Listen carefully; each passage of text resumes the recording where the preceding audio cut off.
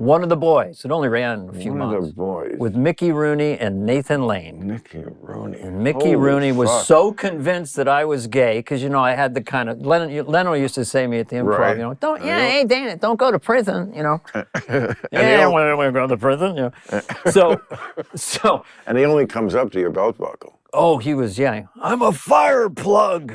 Is that what was he like? He must have been a hell. One of the craziest people. Right. Had a .38 revolver that he would swing around. He said this, if he didn't say it once, he said it 1,000 times. And I'll say it exactly the way he said it, and exactly the the little quirks of it. I was the #1 star in the world. You hear me? Bang. The world. And that was the thing he did all the time. Right. And it's funny, I was going to ask you that question. I think I must have heard that before. Well, that he was obsessed with what he was, and it's like so sad. And when people are like jealous, I understand why. We have great lives, a lot of us, and show business is fun.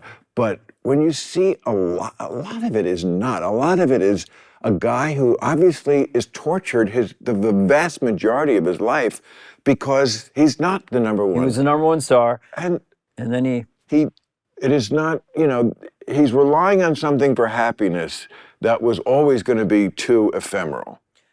Yes, and he called up the head of Warner's in 1955. He said, this is Mickey Rooney, I need a job. And he hung up on me.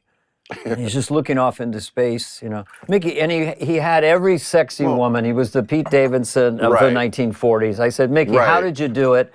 And he said, money makes you handsomer. Oh. But when I intersect, which is handsomer, I don't know if that's a word. I know, it's good though. But man, is it great, old-fashioned. When I intersected with him, he was doing Sugar Babies on Broadway, getting $50,000 a week and $50,000 for the sitcom. And he was at the racetrack all week long. We would just rehearse to his stand-in.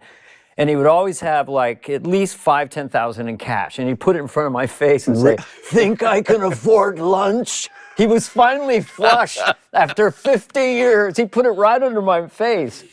But the fact that he wanted to do bits for you is kind of complimentary. I mean, well, after he was like Sammy Davis Jr. He was an impressionist. He played the piano. These old school guys. I'm saying, they do everything. Yes, it's great to be in show business, kids, and yes, it's a good life. It's fun. It's also mostly shit for most people who go into it. And then there's this neediness. Mm-hmm. I mean, my friend Hiram Caston. Hey, thanks for watching the clip. Hit the subscribe button now so you never miss out on our Club Random content that's posted daily.